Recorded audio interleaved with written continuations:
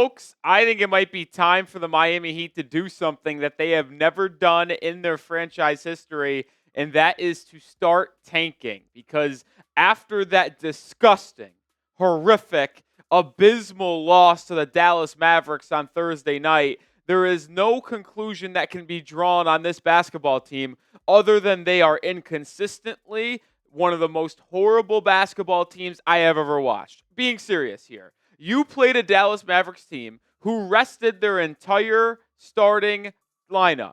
No PJ Washington, no Klay Thompson, no Kyrie Irving. Daniel Gafford and Derek Lively are banged up. You lost to a team that's best players were Dante Exum, Max Christie, Kessler Edwards, and Spencer Dinwiddie in the year 2025. I don't want to hear that Miami didn't have Bam Adebayo or Andrew Wiggins.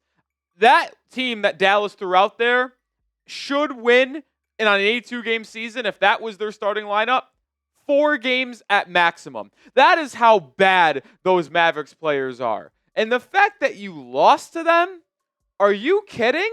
Like, in a must-win game for Miami, you were on a 3-game losing streak. Close out the pre-All-Star break schedule strong and head into a week-long break feeling at least somewhat decent about yourself after a win. No, you choke, you lose, and you couldn't rebound after that horrible, catastrophic fourth quarter on Wednesday against the Oklahoma City Thunder. This team is terrible, and I want them to lose every single game the rest of the season. Are you with me? Are you done? I know Heat fans say Heat culture. You got to have the guts. This team can find its rhythm. It's Eric Spoelstra, Bam, All-Star Tyler Herro. I don't care. The team stinks, and they need to absolutely go in a rebuild and a redirection should the Heat tank. Type T for tank or N for no. And I know you might say I'm overreactionary right now, but it's obvious. The team is going nowhere. Even if they put together a good final 25-plus games to round out the year and they make the postseason, it's not like they're going to win a playoff series. Andrew Wiggins, I know it's been early. It's only been a couple of games, but he's been terrible in his first couple of games in Miami. The Heat just lack talent, man. They've got some decent defenders. But even then, since January 1st, they're the 20th ranked defensive team in the league if you look at defensive rating. Their offensive rating is 24th, 25th. So they're just absolutely terrible. And to close the All-Star break schedule or pre-All-Star schedule this poorly, it's disheartening, man. You went 2-6 in your final 8 games before the break, and yeah, you had some tough opponents in there. Cleveland Cavaliers, Boston Celtics, Thunder. I get it. If you went 5-3 and your 3 losses were against the Cavs, Celtics, and Thunder, I would not have complained. But the way they lost some of these games, they got obliterated at home against the Cavs. Not even looking like the same type of NBA caliber team against the Celtics. The choking fourth quarters where they scored under 10 points against the Nets and the Thunder, and then the disaster which was last night against the Mavericks. And we're not even talking about the Bulls game a week and a half ago where they choked and got outscored by 20 plus against the Bulls in that fourth quarter. This team just simply can't put together a full 48 minutes, which means they are not going to win when it comes to postseason time. And as we head into the All-Star break, Miami is the 9th seed. A week and a half ago, we were talking about the Heat having a firm grasp on the 6th seed, potentially trying to catch Milwaukee and Indiana for the 4-5 series. Now the Heat are lucky to be hosting a home play-in game, even if they lose the first one, because the Heat right now are playing worse than the Magic, way worse than the Pistons, worse than the Atlanta Hawks. Now, unfortunately for Miami, they will not tank. And even though I think they should, the system that Miami has in place with Eric Spoelstra at head coach, Pat Riley as Heat president / GM, no matter how bad they actually are, Miami will go out there and try to win every single game they play. And I'm not saying that teams around the league actually will tank. It's a phrase thrown around there of wanting to lose games, but we know the players try to win because they are not guaranteed to be on the roster next season, so they want to put out good tape and film so they could still be in the NBA for other teams potentially. But when you look at the standings, the Heat are stuck in purgatory. They are not going to be out of the top 6. They are not going to be automatically in the postseason. They're going to be in the play-in again. but they might lose the play-in. Like, right now, if they had to play an Atlanta Hawks team who just traded away their entire roster, by the way, they got rid of DeAndre Hunter, they got rid of Bogdan Bogdanovic, it's Trae Young, Dyson Daniels, and a bunch of scraps. And yet they're still finding ways to win ball games. Orlando would likely beat you in a winner-take-all situation. And the way Detroit's playing with Cade Cunningham, you're probably losing to them too. To me, it feels like Miami is ultimately going to lose in the play-in if they continue to play the way they are, and it's just disheartening. Now, with that being said, as we kind of turn our attention from tanking into what this means for the future of the Miami Heat on today's episode, if the season ended today at the All-Star break, Miami would head into the lottery with the 11th pick and the 14th pick. 11th pick being their own because they're projected to miss the postseason. And then when you look at the teams that missed the playoffs on their record, Miami would have the 11th spot. And then the 14th pick is from Golden State, who is technically the 9th seed in the Western Conference, but their record is the best out of any non-playoff teams. So it would be 14th. And obviously, if Golden State's lottery pick ends up jumping inside the top 10, they would keep that pick. But Miami can possibly having the 11th and 14th pick in the draft, or having the 14th pick from Golden State, and you get lucky enough to jump up from the 11th pick in the lottery when the balls are being dropped, that could be huge. That is massive for the future of this team. And coming up just in a second, we're going to talk about why having those two picks in this draft is so huge for Miami, because there are multiple avenues this front office could go to drastically improve this roster with talent just in one offseason. But first, we are sponsored by Prize Picks, the #1 daily fantasy sports platform out there. I play Prize Picks on a daily basis. It's so easy to play. All you do is pick more or less on 2 or more player stat projections for a shot to win up to 1,000 times your cash. And the All-Star weekend is here. Prize Picks is the best place to win real money while playing your favorite players during the game and Saturday night events like the 3-point contest. They also invented the flex play, so you can cash out of your lineup even if it isn't perfect. You can double your money even if one of your picks doesn't hit. Prize Picks also offers weekly promotions that can lead to big payouts like Taco Tuesday. Each Tuesday, Prize Picks discounts select player projections up to 25% to provide even more value for your lineups. I have an entry for All-Star Weekend, specifically that 3-point contest. More than Cam Johnson first-round points, less than Tyler Herro first-round points. I know I'm doubting the boy, but he's been off with his shot lately. And I'll take more than Damian Lillard round 1 points because I ultimately think he wins it all. Download the app today and use code CLNS to get $50 instantly after you play your first $5 lineup. One more time, download the app today and use code CLNS to get $50 instantly after you play your first $5 lineup. Prize Picks. Run your game.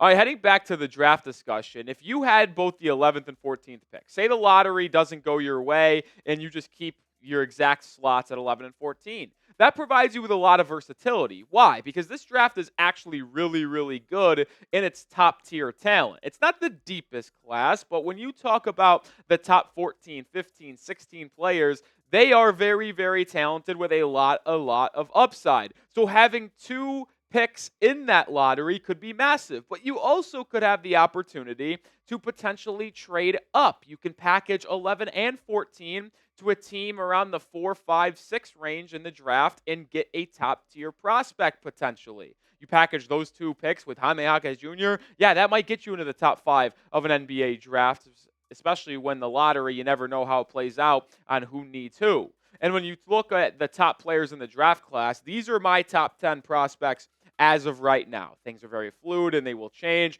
But as we currently sit in mid-February, I have Cooper Flagg as my #1 prospect. That is a consensus. I think Dylan Harper's the #2, true guard that really can do it all, score, play make for Rutgers. I'm a little bit higher on Kasparas Yakachonis, the guard from Illinois, than others. He's a consensus top 6, 7 prospect, but I think he's the 3rd best player in this class.